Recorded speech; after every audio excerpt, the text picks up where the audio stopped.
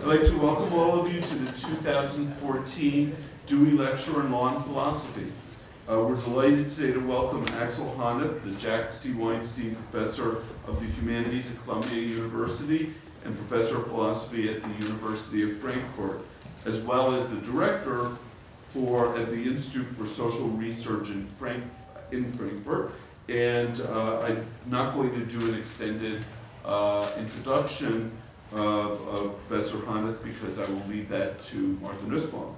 But what I want to do is tell you a little bit about the Dewey Lecture for some of you who haven't been here over the years and want to know a little bit about how it started. So it was founded almost 30 years ago in honor of John Dewey.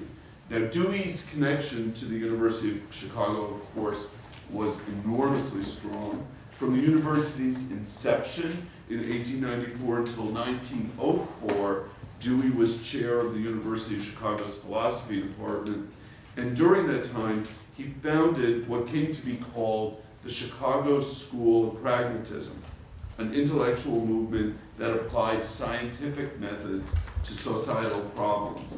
In addition, Dewey created the university's laboratory schools in 1896.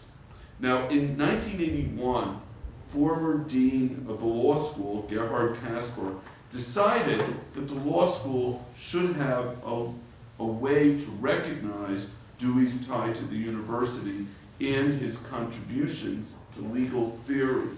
He corresponded with philosopher Sidney Hook, then the president of the John Dewey Foundation, and he asked, could we establish a lectureship here in Dewey's name at the law school? Hook agreed and then funded the Dewey Lectureship in Jurisprudence. Now, we have been enormously fortunate to have tremendous philosophers who have been here giving the Dewey Lecture in the past. They include Nobel Prize winner Amartya Sen, Ronald Dworkin, Amy Gutman, Richard Rorty, and our own Martha Nussbaum. In addition, John Wall's famous paper, The Idea of Public Reason Revisited, was a Dewey lecture and actually was published in our law review. Now, law and philosophy, the Dewey Lecture, are incredibly important to our law school. As many of you have heard me say over and over again, that interdisciplinary study is at the core of what we are at the University of Chicago Law School. Wrestling with questions of the very nature of law, the intersection of and the difference between law and morality, normative and prescriptive understandings of our freedoms, obligations, and restrictions under law all go to the very core of legal education. Our law school was founded on the idea that lawyers need to know more than just black letter law. They need to understand the theoretical underpinnings of the very idea of law, and that this makes them both better lawyers and better citizens. And that is incredibly important to us. And now it's my honor to invite Martha Nussbaum, appropriately holding the Ernst Freund Distinguished Service Chair in Law and Ethics, to introduce Professor Axel Honneth.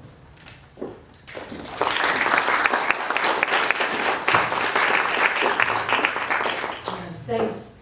I'm really delighted to introduce Axel Honneth. We've been working on this for 2 years now because he was moving and getting a green card, and there were all these details to sort out.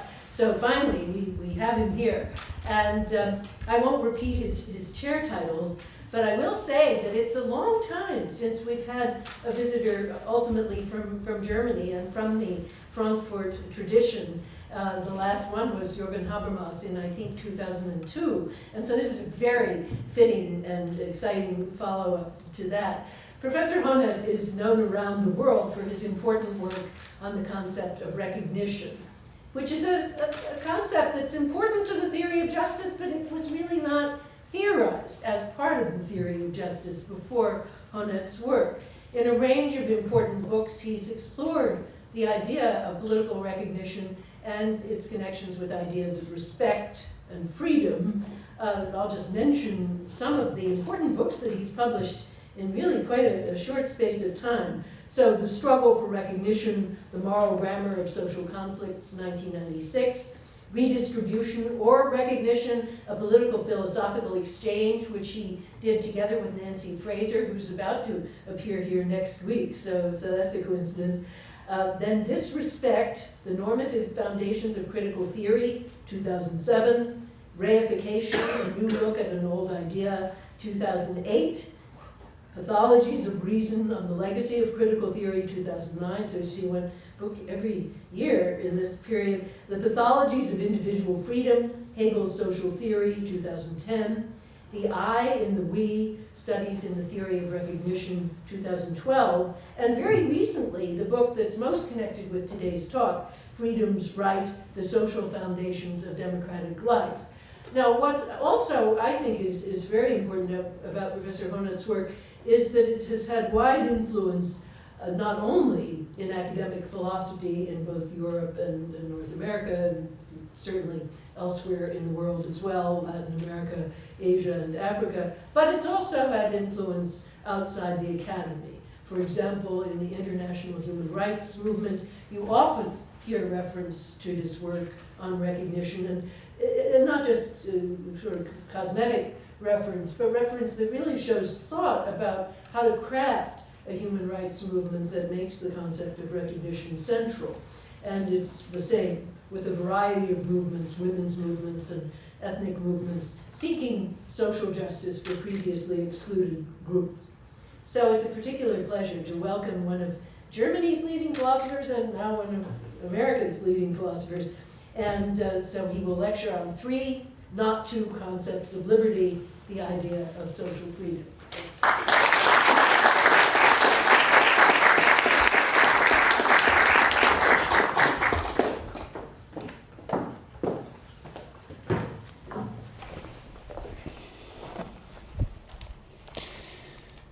Yeah, thank you very much. Thank you, Martha. I feel enormously honored to be invited to deliver these John Dewey lectures.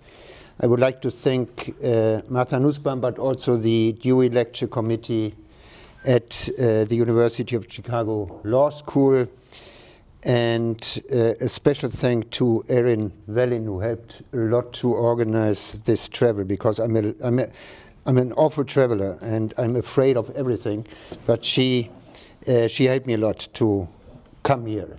So I'm coming from one place in which in the department we have a huge portrait of Dewey to the university, for which he probably was even more influential than for Columbia University. And I'm very glad to have the chance to speak, to present a lecture in his name. Even amongst those of us who are not altogether convinced by Isaiah Berlin's famous essay, Two Concepts of Liberty, it has become commonplace to adopt a distinction which largely coincides with the one he offered.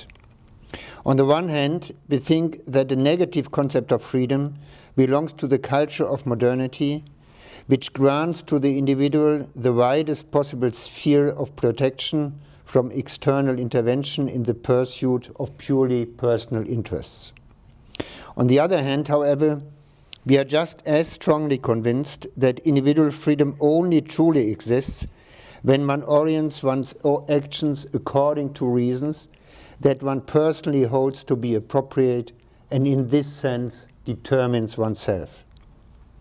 We sometimes adopt a distinction within this second positive model of freedom between an autonomous and authentic form of self-determination. This distinction serves to contrast between individual action oriented according to moral norms and individual action oriented towards the realization of one's own nature and the most individually experienced needs.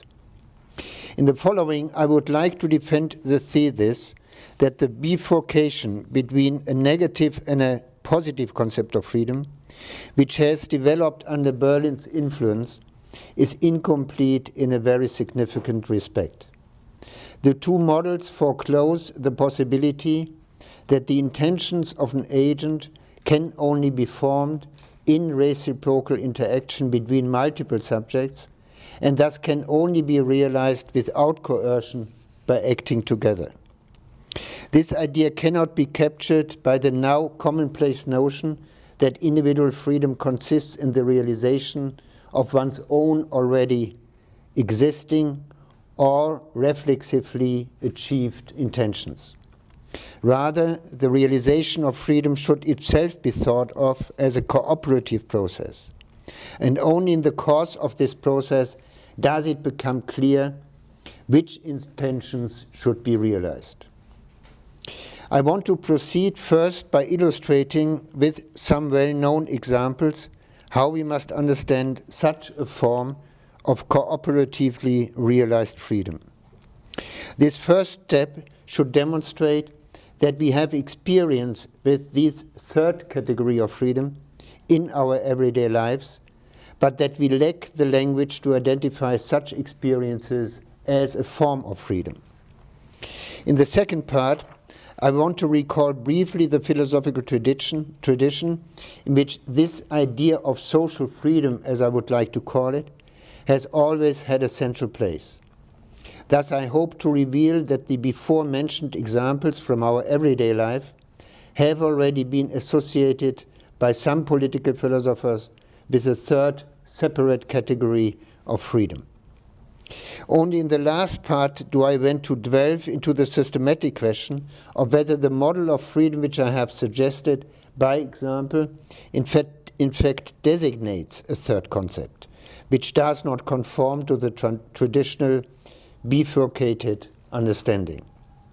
Here my purpose is not only to describe the respects in which social freedom is distinct from the two other models of freedom, but also to explain why we cannot abandon this third concept in our self-understanding.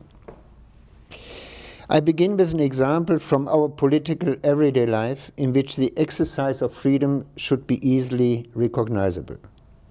Consider our regular or only occasional participation in processes of democratic will formation, when we join political discussions, call for protests, sign statements, or merely distribute leaflets at demonstrations. What is immediately obvious about such actions is how difficult or even impossible it is to describe them with the traditional category of negative freedom, although we quite obviously perceive such cases as exercises of individual freedom. To be sure, in making political statements of this kind, we make use of a space that is legally protected from governmental interference, which allows us to proclaim our beliefs freely and without fear of coercion.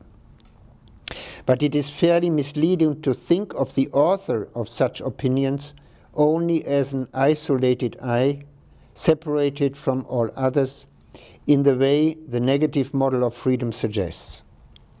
So too is it misguided to think that the action is already completed with the proclamation, and thus that the expression of an opinion is the final step in the exercise of freedom. The political belief that is expressed in public statements would be in some sense falsely understood if it were ascribed to the private resolution of the will of a solitary acting subject. Rather, this subject refers in her expression to a chain of earlier statements which she attempts to correct or improve, such that she can only appropriately be understood as a member of a previously constituted, self-reflexively given, and already present we. This means that the exercise of the free action cannot be regarded as complete with the mere proclamation of her belief. For what the individual proposal aims at, and where it finds completion, is in the reaction of the addressed we, or of its individual representatives, who once again attempt to correct or improve upon the beliefs of other participants with their own. This description suggests that the participants in democratic will formation must be able to understand their respective statements of opinion as intertwining with one another in such a way that they cannot avoid assuming a we which they together sustain through their contributions. Although we surely have the tendency to understand participation in democratic will formation as an exercise of individual freedom, such freedom cannot readily be described according to the standard of negative freedom. This is because the three distinguishing elements of negative freedom have little plausible application to such cases. The actor cannot be represented as a private subject who formulates the intentions of his actions by himself. Nor is he free in carrying out his action only when other actors do not arbitrarily interfere. And finally, his action is not complete as an exercise of freedom with the expression of his own opinion, but rather only temporarily concludes if the other participants have reacted to it in a rationally comprehensible fashion. The actions of my fellow citizens, therefore, do not place an obstacle to my own free political act, nor do they merely constitute the conditions of its possibility. Rather, their actions are so intrinsically interwoven with mine that it is difficult to speak of an individual act at all. It therefore seems that we can only realize this democratic freedom through a collaborative process in which we understand our individual expressions of opinion as complementary contributions to a common project of identifying a common will. One reason why this cooperative structure of political freedom so easily falls from view may be that we usually think of voting as the standard case of democratic participation. Thus it can seem as though freedom consists in the singular and secluded act of forming a private opinion about one's own preferences and of secretly recording it without the influence of arbitrary intervention. This picture of democratic action falsely takes the part for the whole. John Dewey famously railed against this view because he saw that it masked the essential democratic element of participation.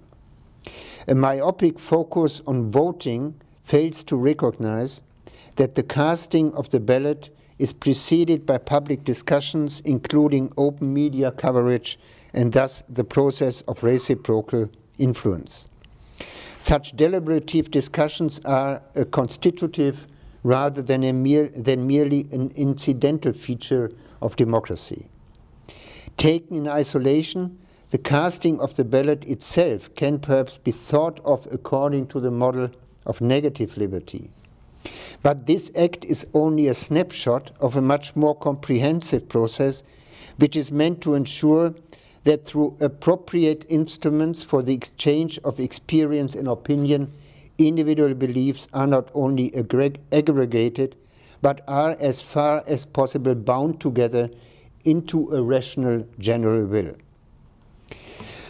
Whoever participates in these processes of identifying the public will can no longer imagine the related experiences of freedom and the absence of coercion according to the standard of implementing private interests with the least possible interference. To be able to formulate one's own intentions, one must be able to take up the perspective of others and accept their potential corrective power. In this way, democratic will formation can be understood as a cooperative undertaking which serves the search for the common good. So as not to create the misleading impression that only democratic will formation resists description as an exercise of purely negative freedom, I want to give another well-known example from our everyday lives, which despite its many distinguishing features, shares several common elements with political participation. Personal relationships of friendship and love may also be interpreted as exercises of freedom on the basis of their known coercive quality and the attendant loosening of the boundaries of the self. But they resist descriptions by the standard of undisturbed realization of privately determined intentions. Even the first premise of a negative conception of freedom does not plausibly apply to this case. Someone who is maintaining a sincere friendship or true romantic relationship will understand his actions within this relationship as free, but will make his intentions dependent upon the wishes and needs of his companion. Obviously, the free action emerges here not from interests or purposes anchored purely in the will of a solitary actor. But even if the negative concept of freedom were not so strongly associated with the presupposition of an isolated I, it would still not adequately capture the structure of freedom within love or friendship. For not only are the interventions of other persons into one's own sphere of action not felt as limitations, which would indeed be compatible with the requirement that only non-arbitrary inferences can impair the exercise of negative freedom. More than this, the wills of the participating persons are so attuned to and enmeshed with one another that talk of intervention loses its meaning.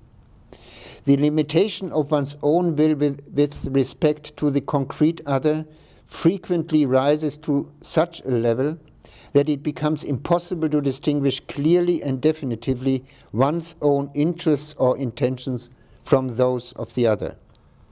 The aspirations of both persons overlap not only in certain respects, but permanently interpenetrate each other so that their fulfillment can only be understood as a common concern.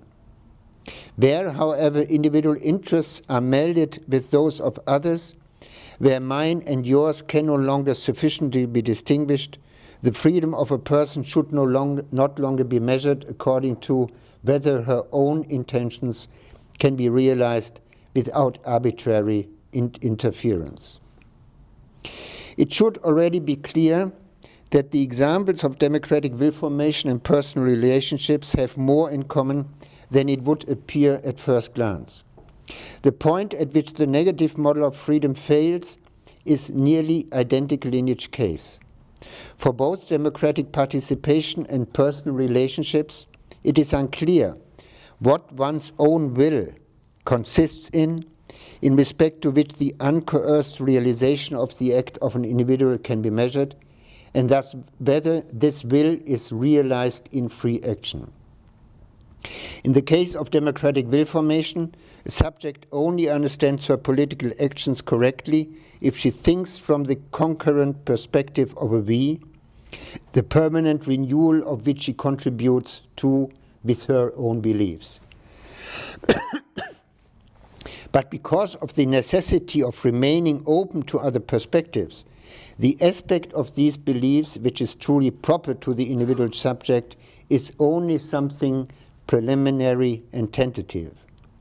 The beliefs therefore cannot accurately be taken as a stable output variable that is used to measure the unhindered realization of freedom. Something similar is true in the case of friendship and romantic relationships, in which the boundary between one's own intention and that of the other is even blurrier.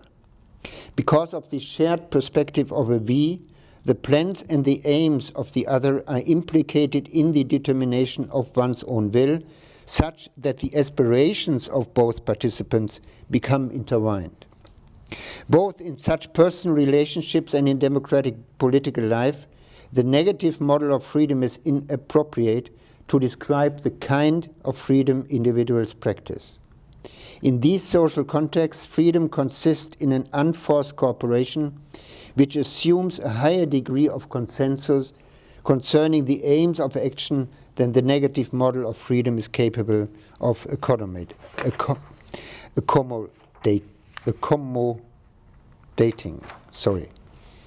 One might object to the argument up to this point that these examples, even if they do not represent negative freedom, can nonetheless be understood in terms of positive freedom. Since we draw upon this second category to clarify certain aspects of our normative culture, by speaking, for example, of moral autonomy, it would make sense to attempt to understand democratic participations and love and friendship in terms of the other model of freedom Berlin had put forward. But this attempt too quickly reveals itself to be inappropriate for determining the kind of freedom we realize in these cases. With the concept of positive freedom, we no longer describe an individual action as free insofar as there are no arbitrary external obstacles to its exercise. Rather, the freedom of an action is understood in terms of its realization of higher ends or values, whether this should mean agreement with moral norms, as for Kant, or the actualization of one's own natural needs, as in the Romantic tradition. As long as we understand freedom, however, only as an activity performed by an individual subject in which it practices a given capability, such as norm orientation or the articulation of needs, then the free character of the activities described in the examples above has not been adequately disclosed.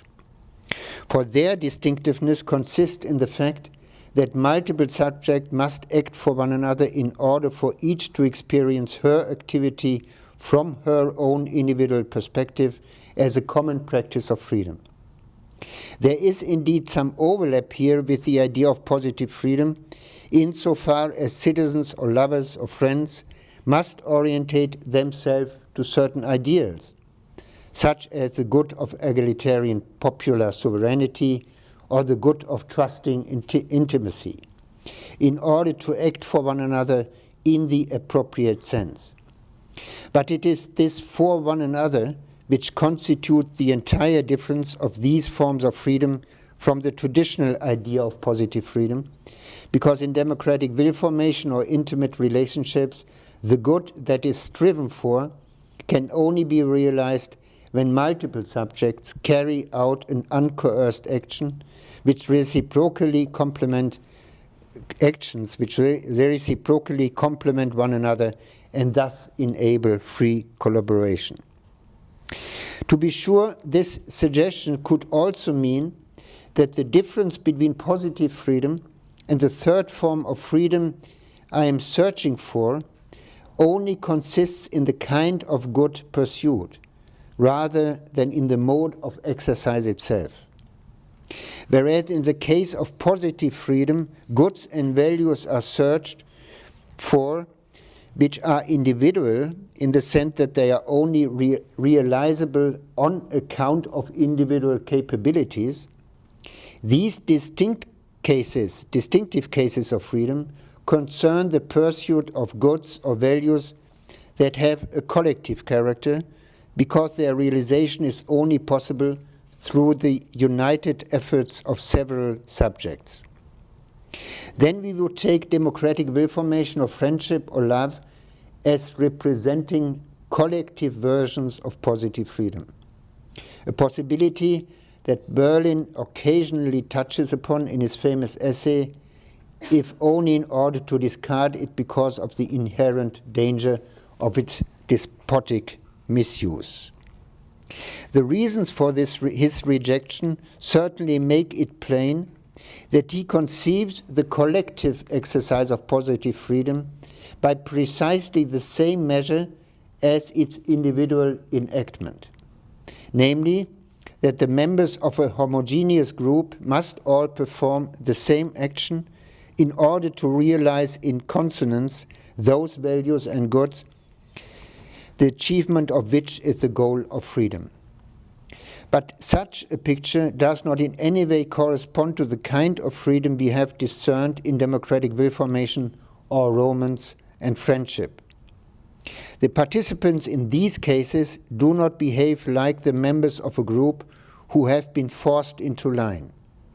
To the contrary, they must always renegotiate amongst themselves how they would like to apportion the responsibilities resulting from the shared value orientation, and thus assign reciprocally complementary contributions to the common project. The we that must be assumed between citizens or lovers or friends is therefore in something totally different from the collective subject Isaiah Berlin had in mind with his idea of positive freedom. In the collective positive freedom Berlin described, one is committed to an ethical end which guides the action contributions of all individuals uniformly. In the cases we have considered, participants are indeed oriented towards certain values, but must continually renegotiate the form in which common tasks are to be distributed amongst them. Alongside the limitation of his will with respect to those of others, the individual nonetheless retains a right to have a say in how the relevant activities should intertwine with and reciprocally complement one another. In democratic participation, it thus becomes clear that the participants in the cooperative production of a common will can always choose whether they want the role of speaker or listener, of demonstrator or spectator. Likewise, in love or friendship, the participants recognize the possibility of motivating one another to take on a new distribution of tasks and obligations. In any case, the participants in these examples are involved in the commonly assumed we in a different way than the members of the collective which Berlin imagines as the bearer of a supra-individual process of realizing positive freedom. They retain a right to have a say in how their intentions intertwine with one another in the pursuit of the same goal, and thus to behold in the freedom of others a condition of their own freedom. We can therefore provisionally conclude that the collective version of the concept of positive freedom is inapposite to capture the form of cooperative freedom which is evidently performed in the social practices of democratic participation or love and friendship. In these cases, my freedom is grounded upon the unforced intermeshing of our activities. On this basis, I can envisage the other not as a limitation, but rather as a requirement for the realization of my strivings, without giving up the possibility of co-determining the form of this intermeshing. Before I pursue this train of thought further, I first want to examine whether one can find suggestions of such a third social model of freedom in the philosophical tradition. So I come to the second step. The thesis that the form of social praxis, exemplified by democratic will formation and personal relationships, constitutes an independent category of freedom, has been an undercurrent in political philosophical thinking since Hegel. Hegel himself believed that the two forms of freedom, which Berlin would later label as positive and negative, did not reach the highest level of freedom which ought to be available to members of modern society. Instead, he conceived of a third stage of freedom, which he called objective freedom, the meaning of which remains contested by scholars. The basic thought Hegel proceeded from is weaved into the terminology of his philosophical thinking, but can be rendered independent of this framework in a much simpler form. If freedom is conceived in the negative sense, that there can be no impediments to the exercise of the will in the external world, then it remains for Hegel unconsidered that such subjective intentions can only truly be free when they are independent from causal force and thus anchored in self-posited reasons.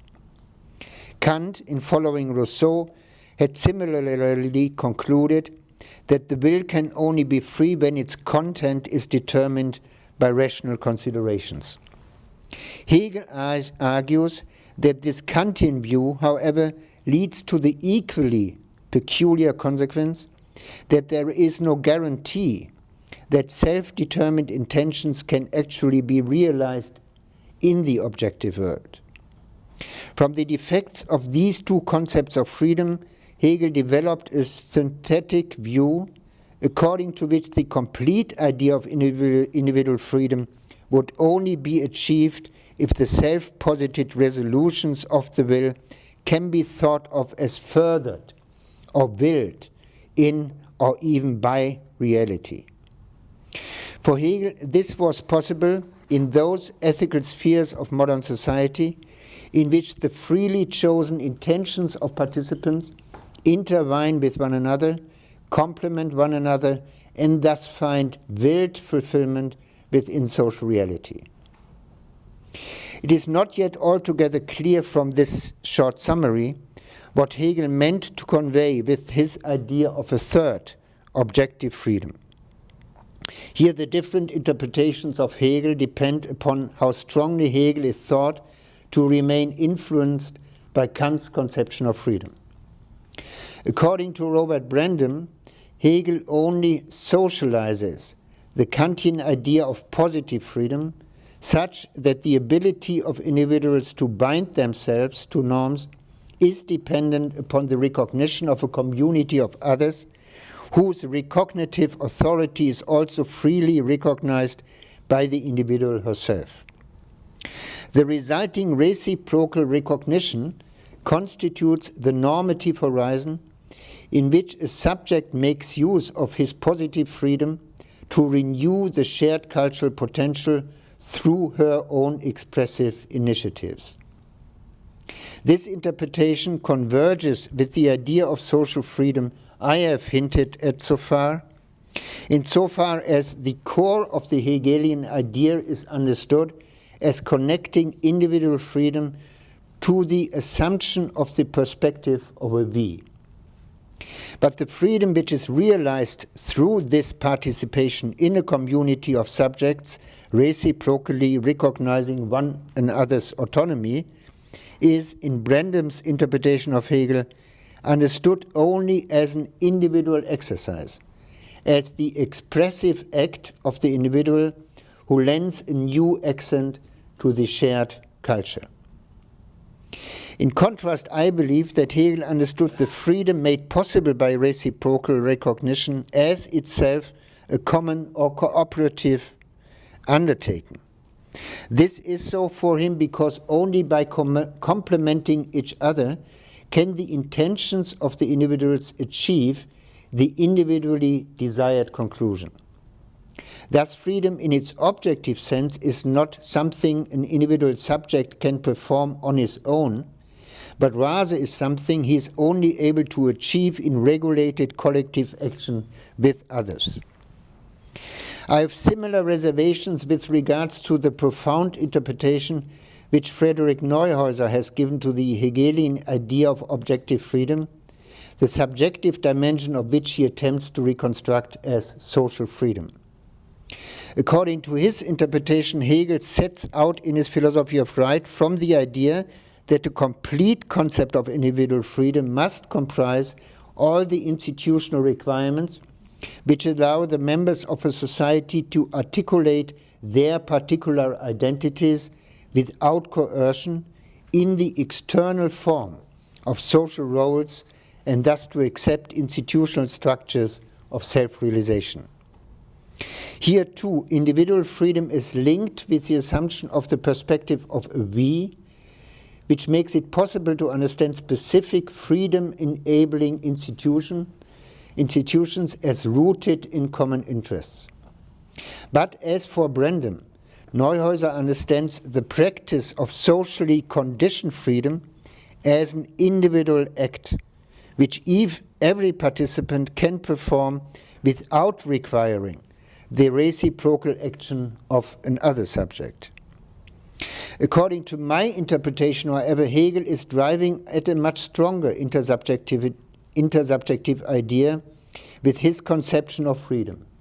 The individual can only realize the freedom which is available through certain institutions when he acts in cooperation with others whose intentions make up an element of his own.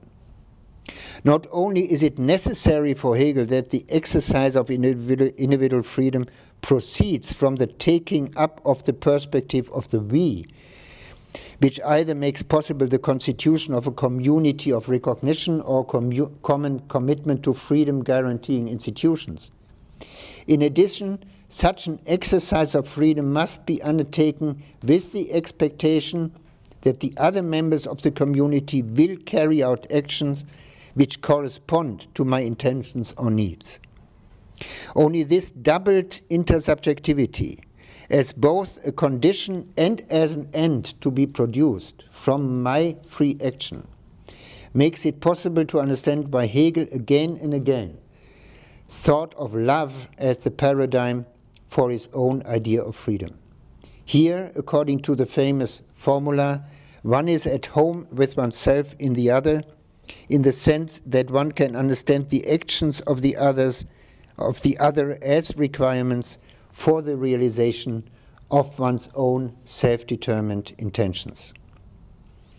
As the famous formulation "to be at home with oneself in the other" already suggests, Hegel intended far more with his idea of objective freedom than to identify for therapeutic purposes certain possibilities of unforced and thus free collaboration in modern society.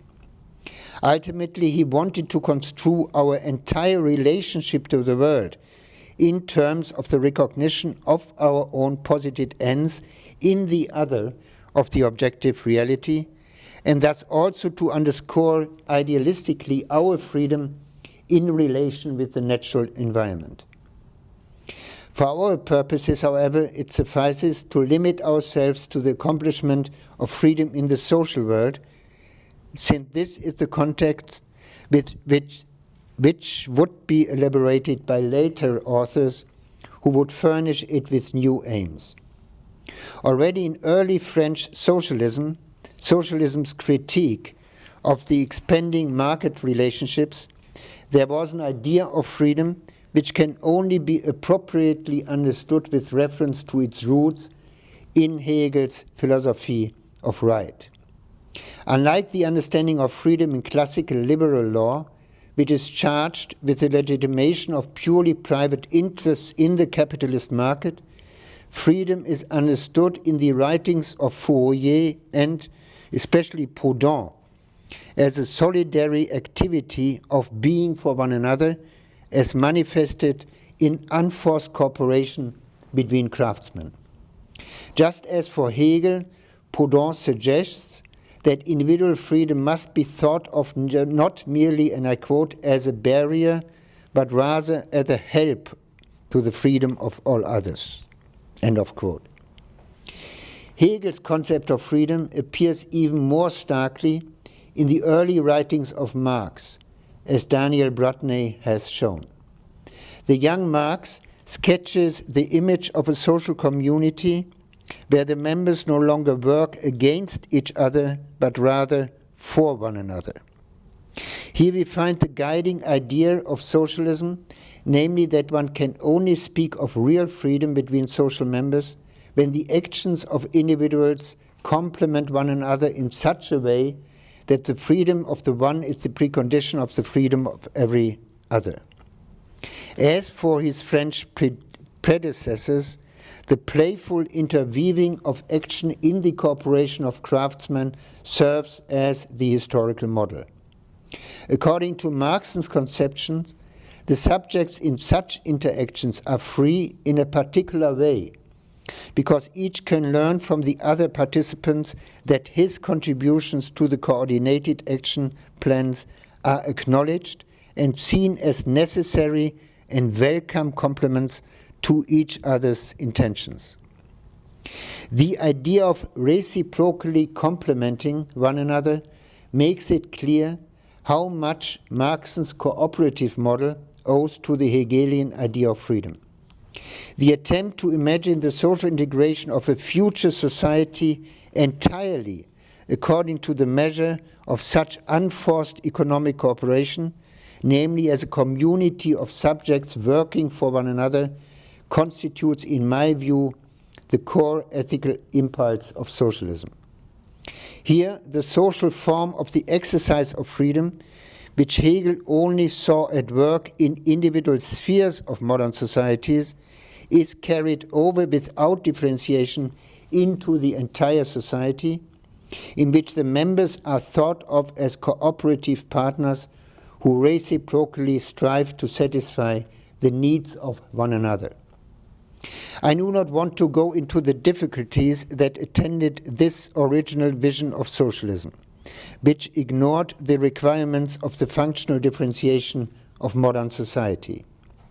For my purposes, it is only necessary to recall an undercurrent of political philosophical thought in which the idea of a distinctively social freedom was already thought of as valid. This theme can also be seen at play in the thought of Hannah Arendt, who understood democratic action to express the foundational intersubjectivity of human freedom. Whereas for Marx, labor itself was seen as a potential context for social freedom, for Arendt, only in the political sphere, understood as a realm of public contestation over the common good. Are we free? Because there the individual sheds his private concerns and must widen his previously egocentric perspective in collaborative activity. While Arendt's concept of social freedom does not originate in Hegel, the same is not true for the last of the representatives of the philosophical tradition of freedom I will mention. The namesake of this lecture series, John Dewey, throughout his life argued that individual freedom is completely falsely understood if it is exclusively understood as a capacity or possession of a solitary subject. Rather, the degree of our freedom increases when we participate in socially cooperative activity because we are better able to realize our intentions and wishes the more various the interactions in which we reckon with the responses and contributions of others. For Dewey, as for Hegel, the true form for the exercise of individual freedom is represented in contributions to the distributed labor of realizing a common aim. Because in such projects, the realization of my will is also intended by others. I thus want to conclude my short reminiscence of the largely forgotten tradition of social freedom with a citation from Dewey, in which the underlying idea of social freedom is beautifully expressed, and this is from The Public and Its Problems. Liberty, according to the American pragmatist, and I quote, is that secure release and fulfillment of personal potentialities which takes place only in rich and manifold association with others. The power to be an individualized self, making a distinctive contribution and enjoying in its own way the fruits of association. End of quote. I'm coming to my third and last step. The adherence to Isaiah Berlin's conception would surely object to this plea for a third social concept of freedom on the grounds that it has the fatal propensity to confuse the value of freedom with other ideals shared by humanity. Just as little as we should surreptitiously smuggle the goal of social justice into the concept of individual freedom, we may not underhandedly furnish it with the aim of coexistence in solidarity. For both efforts would ignore the irreducible pluralism of our values and deny the possible conflicts between them. In this last part of my lecture, I want to forestall this objection by demonstrating that the common value in the before-mentioned forms of relationships of solidarity can best be understood in terms of social freedom. If we look back once more on the previously presented examples of social freedom, democratic will formation, love and friendship, and finally, for socialists, economic cooperation, the first remarkable element is that the participating subjects must understand themselves as members of a we, without, however, losing their individual independence. To be sure, the actions they want to carry out are bound up with the assumption of complementary actions on the part of others, which demonstrates the reciprocal taking up of the perspective of the we. But this in no way suggests that they together constitute a collective which acts like an enlarged I. With Philip Pettit, we can label the social ontological position by which this intersubjective exercise of freedom can best be grasped as holistic individualism. This concept assumes that the realization of certain human capacities requires social groupings and thus entities that can only be described holistically. But this does not in any way preclude the existence of independent individuals. Why, nonetheless, should individual actions that presuppose a community of cooperative subjects be understood as a particular class of freedom? What is so distinctive about such unforced intertwining of actions that makes it justifiable to introduce a new category of freedom alongside the existing models of negative and positive freedom? Here, in my view, Hegel and Dewey point in the direction of an answer. Both are of the opinion that the distinctiveness of the reciprocal process of unforced intertwining of ends lies in the fact that the contribution of each is experienced as willed by the other. In contrast to all other actions, which can either be understood as negatively or positively free, this class of cooperative actions shows that we can each assume the consent of the other and thus can carry out our own action with a consciousness of unforced responsiveness. Not only is there no expectation of arbitrary interference from partners to the interaction. More than this, one can trust that what one freely does will also be freely wished by the other or all other participants. In more systematic terms, the uncoerced nature of a communicative action is here increased because both sides know of each other not only that they perform a freely chosen action, but also that the carrying out of this action fulfills an autonomously generated intention of the other. Hegel emphasizes above all the cognitive side of the exercise of social freedom as it should exist in the reflexive structure of such a commonly shared knowledge. Dewey much more starkly stresses the affective side, in the enjoyment of experiencing how one's own actions are seen by others as preparing the way for completing their own ongoing actions. The exercise of such a form of freedom certainly requires, as already indicated by the accompanying consciousness of a we, that the participants pursue common aims or values, because these common aims and values require them, in forming their own intentions, to take the intentions of the others into consideration. Every one of the participants limits himself to the carrying out of such actions which he knows will contribute to furthering their shared aims. Whereas positive freedom is related to the assumption of a reflexive act of self-determination or self-articulation, social freedom is bound to this assumption of the formation of a common will. Where such a common will is not present and the perspective of a we cannot be taken up by the subjects, it is not possible to form in their consciousness an agreed upon scheme of cooperation which would allow them to act for one another through their complementary contributions. To this extent, the idea of social freedom, unlike the concept of negative freedom, but like the positive concept, is a selective category of human freedom. It does not designate a general, unconditional capacity of subjects, but rather one which is bound to the existence of certain social conditions, namely belonging to a community of ethically like-minded members.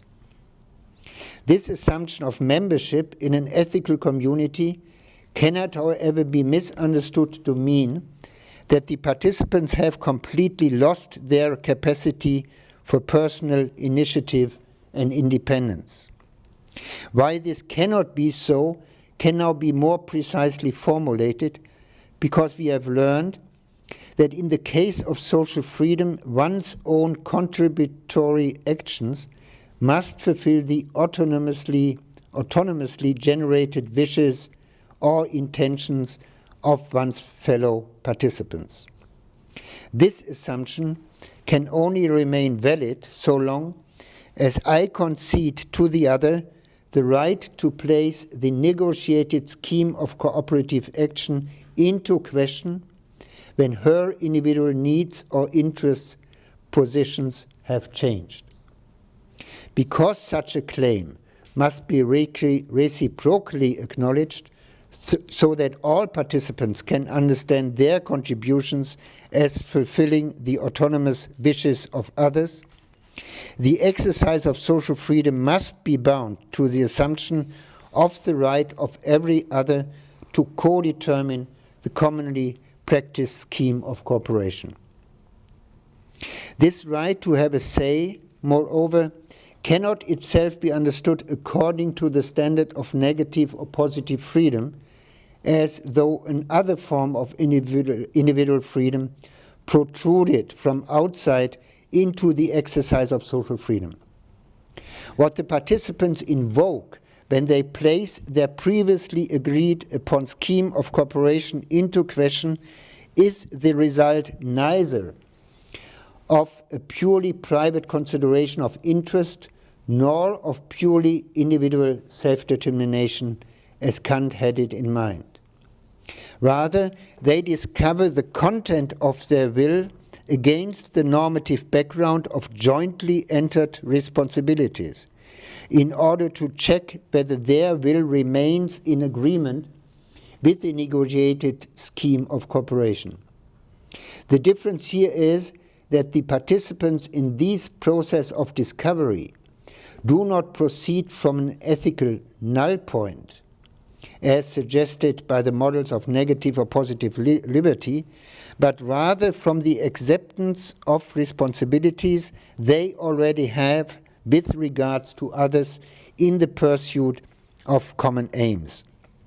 Thus, they will only bring to the table suggestions for the adaptation of the scheme of cooperation, which appear necessary in light of their changed needs or interests, to the extent that these are compatible with collectively settled goals. The right to have a say which participants possess in regards to the distribution of burdens and responsibilities in romantic relationships, friendships, or democratic communities is not externally imposed, but is rather an intrinsic element of the social freedom that they together enjoy in such relationships. These considerations lead into the last point of my lecture, in which I want to come back to the question of whether the suggestion of a third social model of freedom commits the mistake of confusing the value of freedom with the value of solidarity. Such a reproach immediately suggests itself because the participants can only allow their intentions seamlessly to intertwine with one another insofar as they together strive for the common goal of solidarity grounded in trust, whether this takes the form of sexual intimacy in love, the reciprocal support of friendship, or the egalitarian elaboration of a common will in a democratic community. The reason why this works for all contributors, so the objection runs, is the unified realization of the good of solidarity, and not, as it would look like to be, as I would like to believe, the value of a particular kind of freedom. However, this objection requires more information about what the value of solidary cohesion should truly consist in. And thus one confronts the true difficulty that although one can identify such positive experiences as reciprocal trust or mutual aid, this does not serve to explain the special quality of solidarity, the special quality such solidarity constitutes for us. What difference would it make if the various forms of relationships of solidarity only drew their value for participants from the fact that they constituted different variants of social freedom? Then that which makes love, friendship, and democratic collaboration worth striving for could not simply be explained by reference to the good of solidarity. Rather, solidarity would only draw its value for us from the fact that it allows us to exercise in different ways a form of freedom in which others are not experienced as in the usual case as limitations, but rather as conditions of the possibility of forming and realizing our own intentions. We strive for relationships of solidarity not for their own sake, but rather for the particular kind of freedom which they embody in various forms.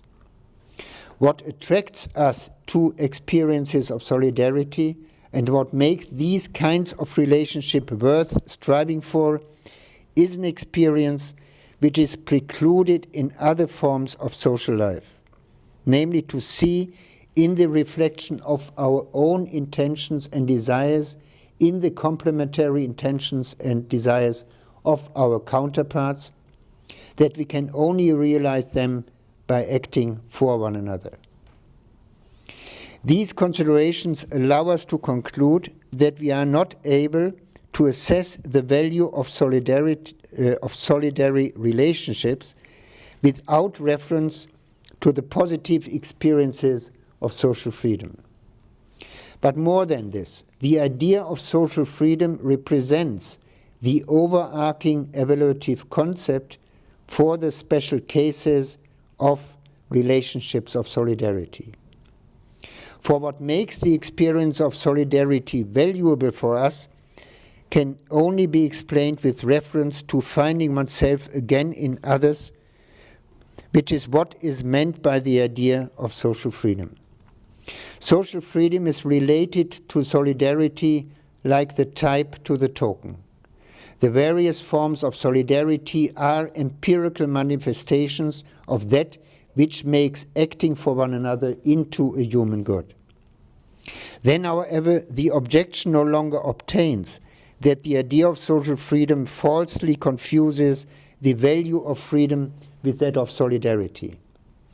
Precisely the opposite is the case. We are totally unable to comprehend the value of certain social forms of being together unless, alongside the concept of negative and positive freedom, we have at our disposal a third concept of freedom, which makes it clear to us that we strive for such forms of being together for the sake of experiencing the complete absence of coercion.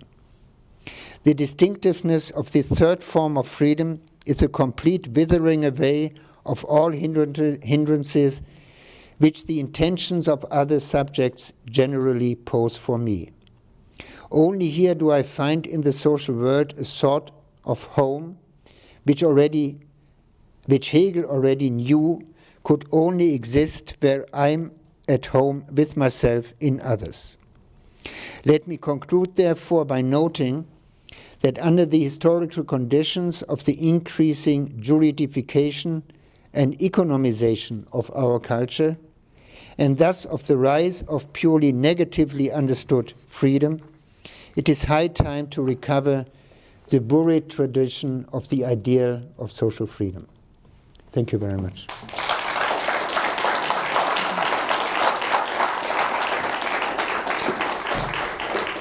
Well, thank you so much for a lecture that was so rich. And so now let me just tell you what we're going to do. We're going to have about a half hour of questions, and then we will adjourn to a reception outside where you'll have about another half hour, 40 minutes to talk to Professor Honneth informally. I guess to open the questions, I'd like to invite you to say something about hierarchy and power, because obviously in all these social relationships where there is reciprocity, there are also differences of power, and Hegel's example of love invites us to think, well, yes, those wives could consent, but really, how free were they, and so on. So I'd like you to just talk about that, and workplace relations, political relations. What degree and type of asymmetry is enough to make something unfree in your third type of freedom? Yeah, good question. I would say there is no ahistorical answer possible to that question. I mean, that's an Hegelian answer, which means we have these ideas, yeah? We have the ideals of love, friendship, probably also economic cooperation. We have the ideal of democratic will formation.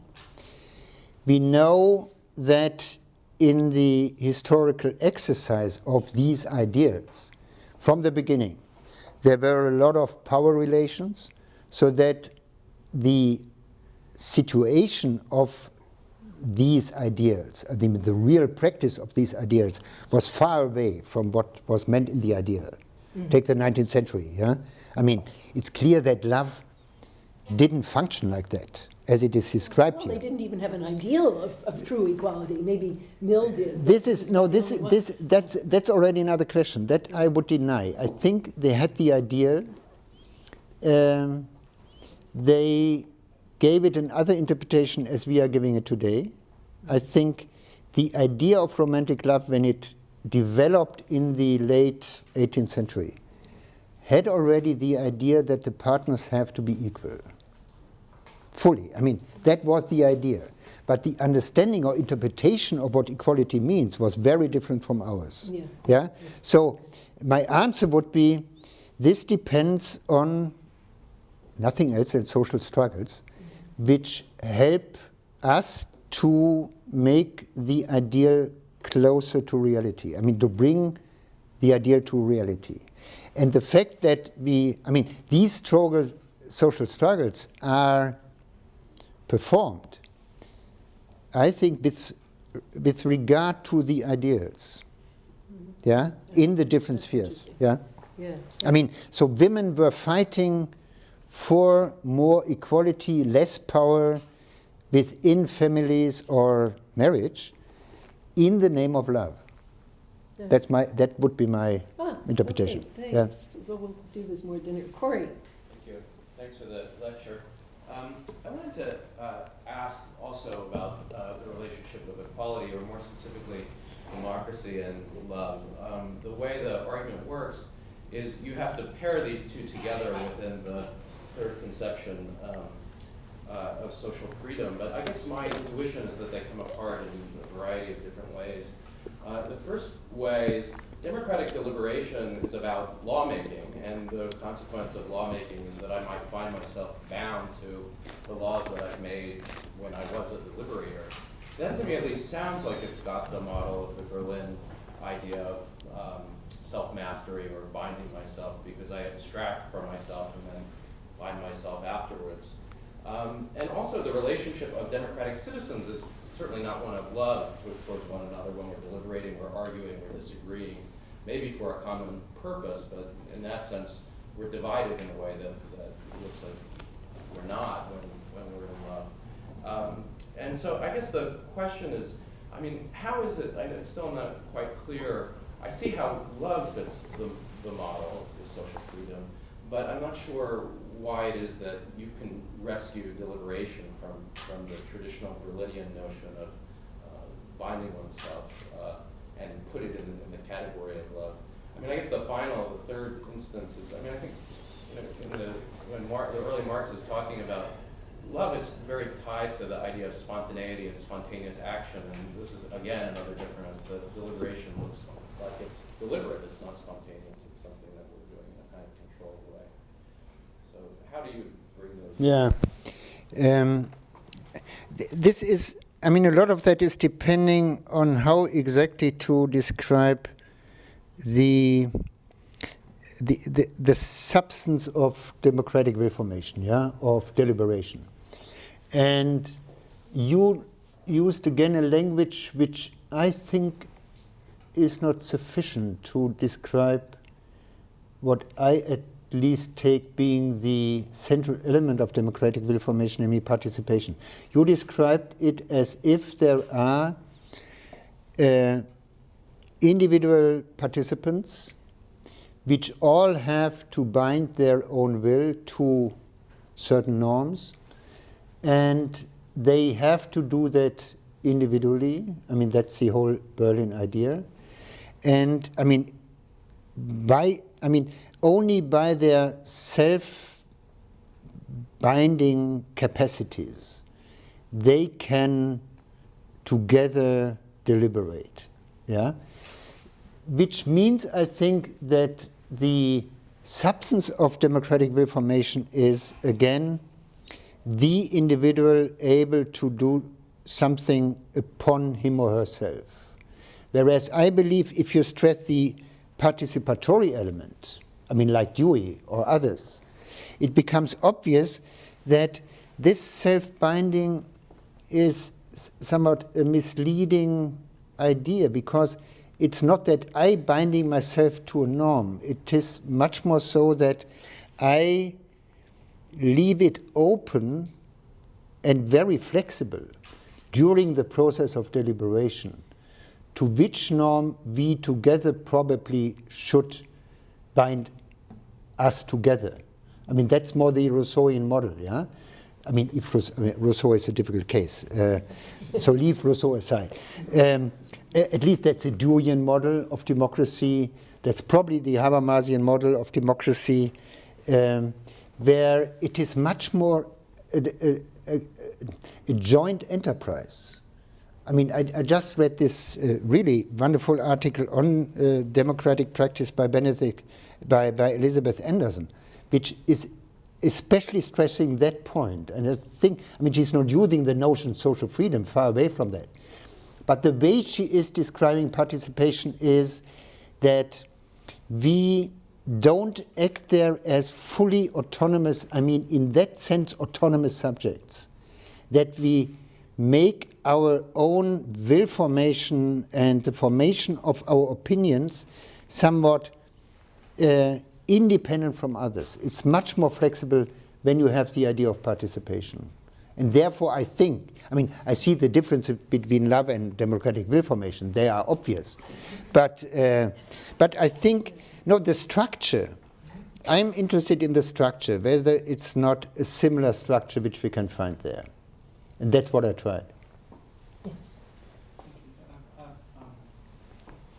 Two questions. The second does follow from the first. The first, when you described Hegel's thought, you did intimate that he doesn't lay the concept of objective freedom, as you called it, alongside the other two, but thinks of it as underlying those other two. So freedom as autonomy, that is the capacity to act from an idea of the ultimate principle of one's action, in fact is, I suppose he thinks, being related in a distinctive way to other subjects. That's what it fundamentally is, so you won't be able to comprehend autonomy except through this higher concept. And but you yourself were often speaking in this weaker manner, just arguing that we need a third a third concept next to.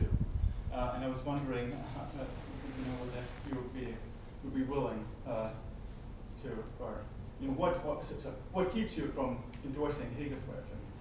And the second question, which follows from this, pertains to your description of the third concept, actually as the second two, as selective. You said selective concept. Yeah. And the way you explained this, if I understood it right, was that it didn't describe an unconditional capacity or relation among subjects, but something that has conditions.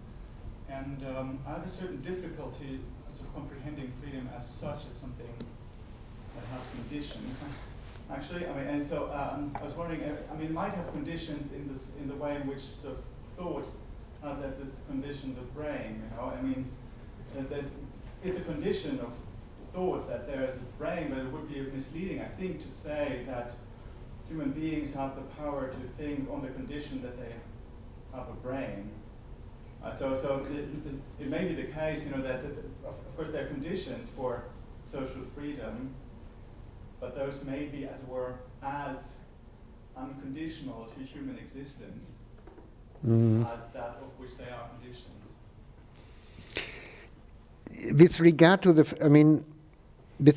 the first, I think I would have another interpretation of Hegel, and that's a long story. Yeah, I think the interpretation of Hegel you gave of his concept of objective freedom is, for me, a kind of version of the of Brenham's interpretation of it, namely that kind of freedom Hegel has in mind is a socialized version of Kant's concept of autonomy, yeah? Where it is not the norms to which I bind myself are norms which are not somewhat created by me, but are norms, let's say, which are administered, that's Brenham's notion, by a collective, yeah, by a group. So I bind myself. The whole picture Kant is presenting then would be wrong, and I think it is misleading. Yeah, that it is myself who either creates norms to bind him or herself to these norms. So it should be a much more socialized picture where objective means or social means that freedom consists in the capacity to recognize the authoritative community. Not to recognize. Freedom means to act in such a way that I can recognize and be recognized as a member of such a community which is characterized by certain moral norms. And then the notion of positive freedom is described in a different way. But this is then only another version of positive freedom. And I think the Hegelian point lies somewhere else. And it would be a long question whether I'm wrong with that. I think he stresses the fact, if you take the examples he has, yeah, in the philosophy of right, he stresses the fact that when we have these institutions, what makes freedom objective, or what makes freedom to the highest experience, is that these are institutions in which we are acting together in such a way that I can see my own intentions mirrored in the desires of the other. And that's always his point. In all the 3 chapters he is dedicating to family, not probably in the state, which is another story, but even in the market he sees that. So, and I thought that's the main structure for what he understands as freedom, and then it gets a completely different form, I think.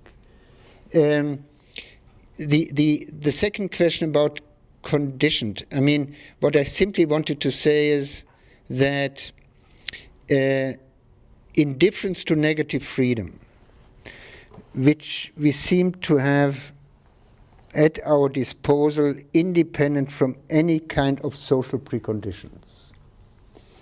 The kind of social freedom I'm describing, we only have at our disposal, and we have it as a capacity, but that capacity can only be enacted when we are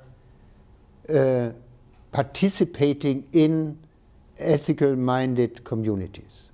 That's what I only meant with condition. And that seems to me to be a realistic description. Okay, Rafiq. So this goes back to the question over here, which is virtually what I was going to ask. So I want to ask a version of it, but not quite. And it's again about the relationship in the first part of the talk between democratic will formation and personal relationships.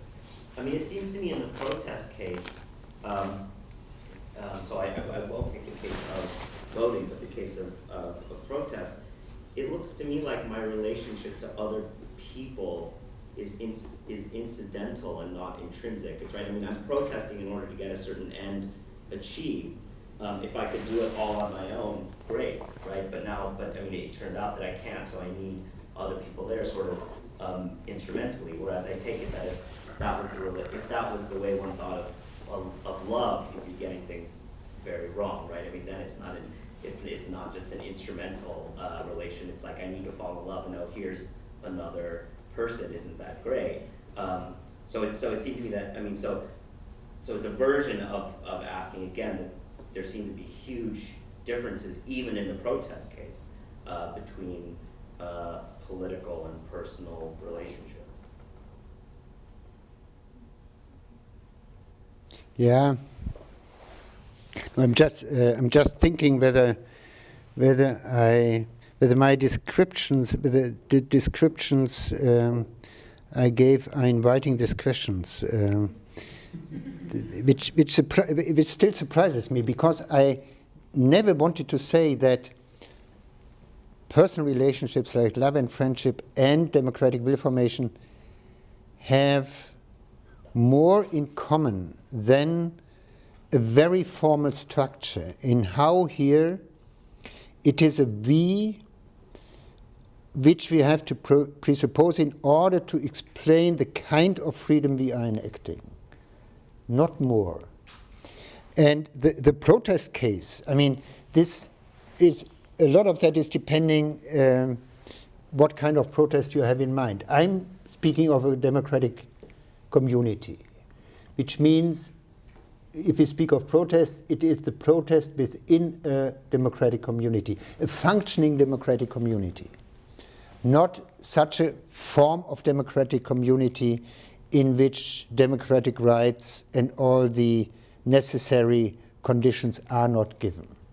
So we speak of a functioning democratic community. In such a community, my protest takes the form of an address to another person, to the other side, to change their opinions. And I'm doing that not by taking them as, not by taking me, the group which is protesting, and them against which I'm protesting, as two opposed groups. I mean, they have to be part of the we to which I belong when I understand this protest as a democratic form. And therefore I'm presupposing a we, and my hope with my protest is that they change their opinions. And in that sense, I don't know exactly how to describe the kind of freedom which I'm realizing here.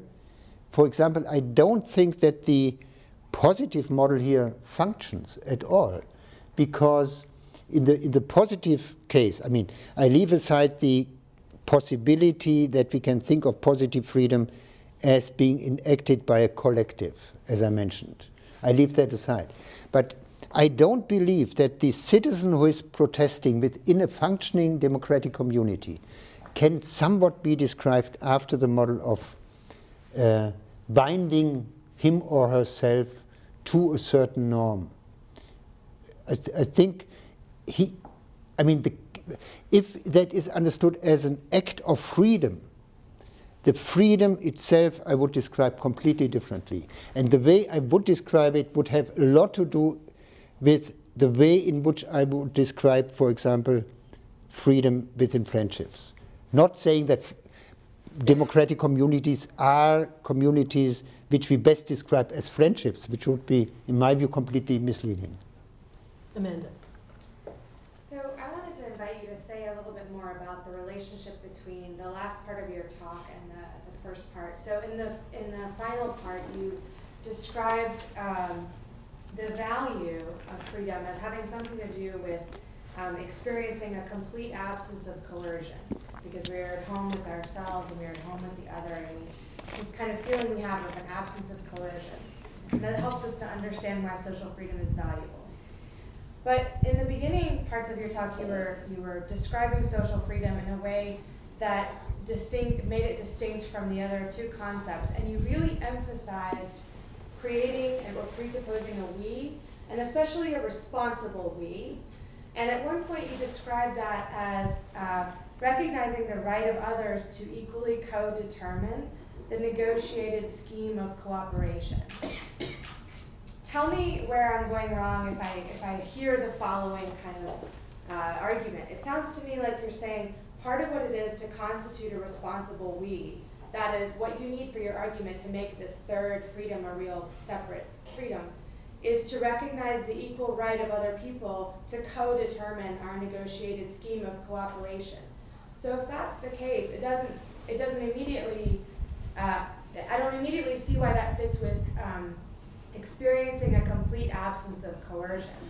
So can you say a little bit about why we really should think of this as freedom versus some kind of commitment to a certain egalitarian mode of collective decision-making?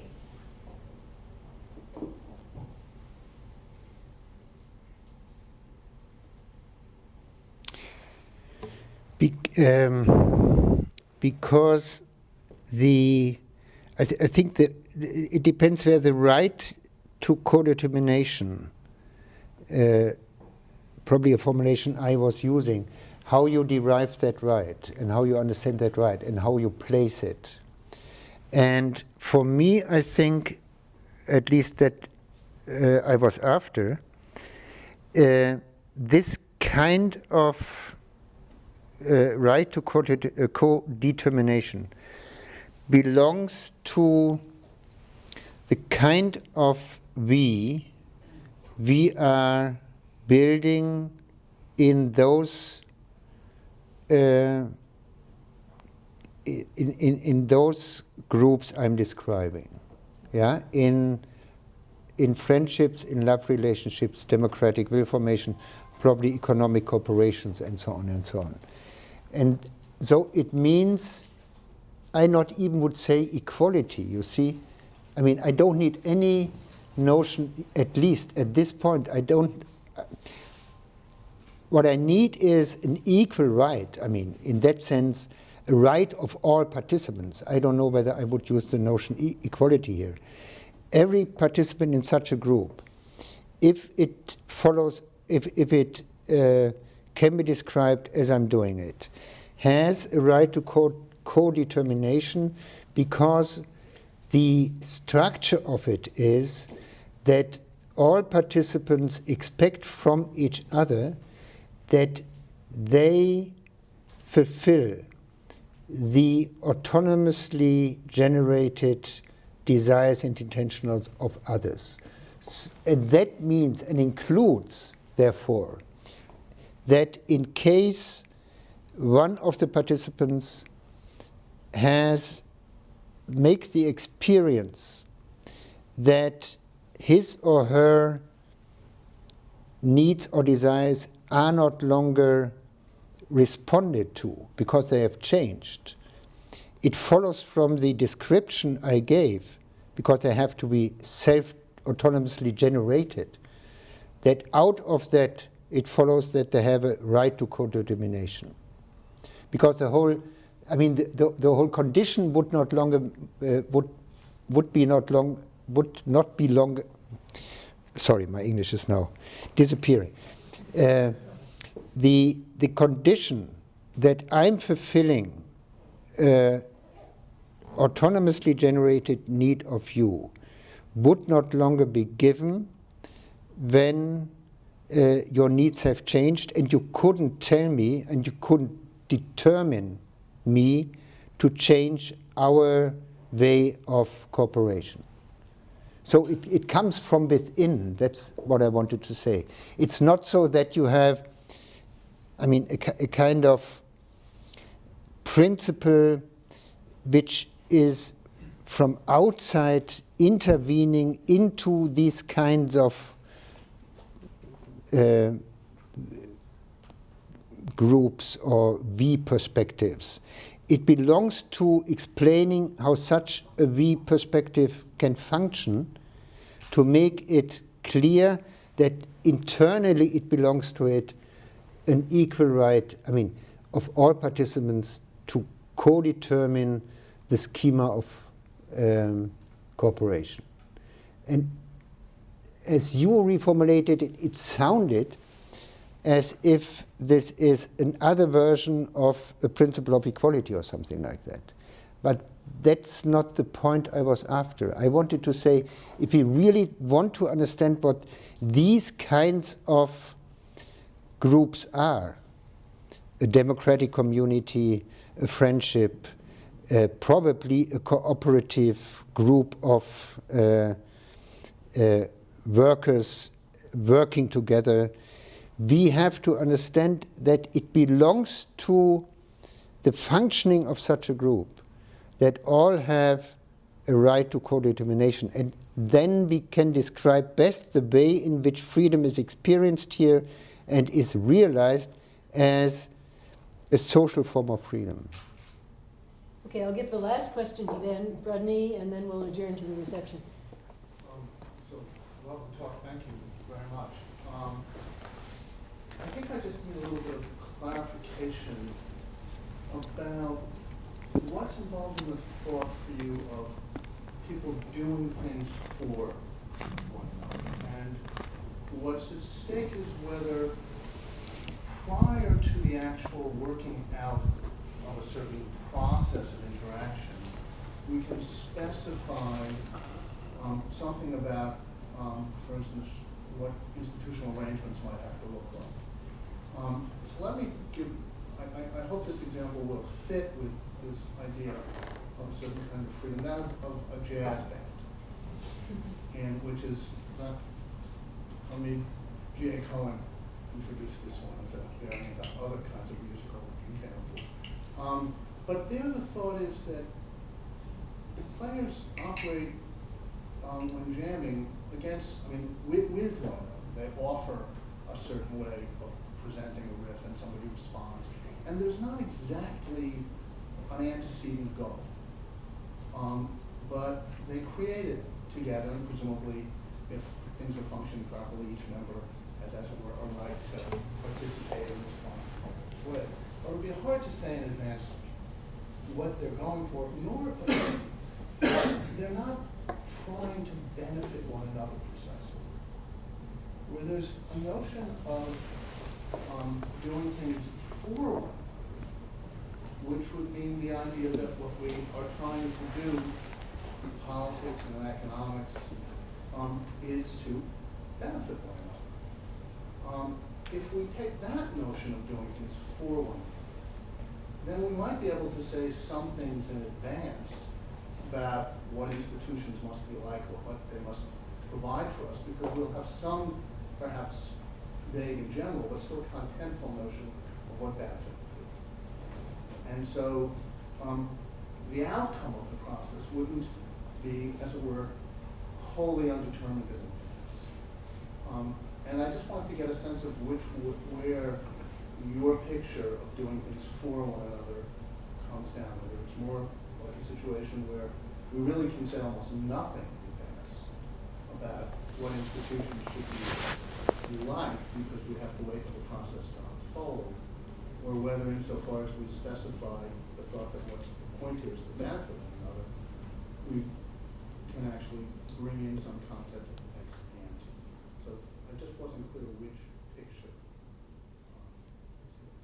is yours. That's a very interesting way to put things, and probably it would demonstrate a distinction between the different cases I gave, which I underestimated. Because my intuition would be to say democratic will formation would be a clear case of the second type, in which acting for or doing for is to benefit others. Yeah? And the benefit others would be describable probably like Dewey did it in epistemological terms. Yeah? We help us to make our opinions more intellectually reflexive, wide, open, by interacting in a community of deliberative, democratic persons. The two other cases, I mean, friendships and love, I think there the benefit model is somewhat more, much more difficult to apply, I think, at least after my intuition. I mean, as long as you don't understand love relationships as having a very specific internal goal like Hegel wanted it to have, yeah? Namely becoming parents or something like that.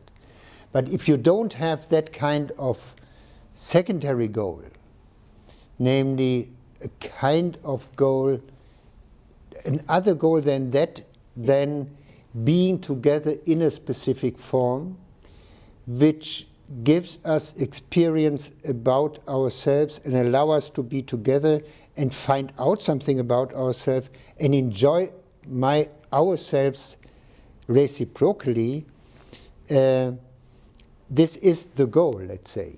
So in that sense, the goal is internal to the practice. Whereas, and that's the jazz band, I think, yeah? Whereas in the case of democratic will formation, the goal is more external, yeah?